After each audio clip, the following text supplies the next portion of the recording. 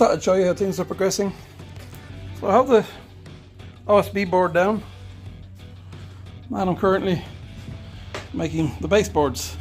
These are 2 meter wide baseboards, so just over 6 foot. I'm hoping to get a 4-lane track in. It'll be quite a tight 4-lane track in places, but it'll also be simple. I don't want tons of turns. I want to keep it simple. It's hard to get people here interested, so if they do come, I want to enjoy. I don't want them to come and be frustrated trying to get around too many crazy turns, so we're going to keep it fairly simple. I'm going to bring the track down. This is the first 2 baseboards. Another one here I'm working on at the moment.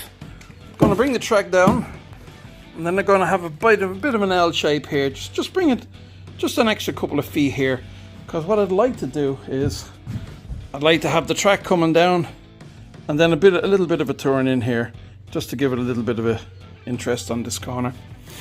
So there we are, that's what I'm up to.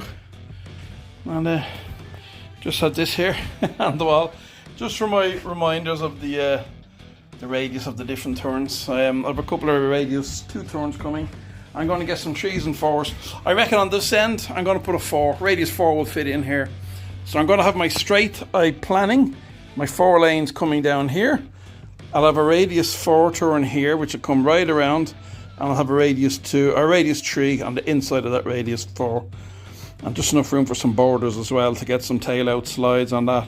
That's why it's a little bit over 6 foot. So then it'll come down here, and I'll have a bit of a section in here, and a little bit out here, and then around to this L shape. That's the plan. It's all up in the air at the moment, but it's going well.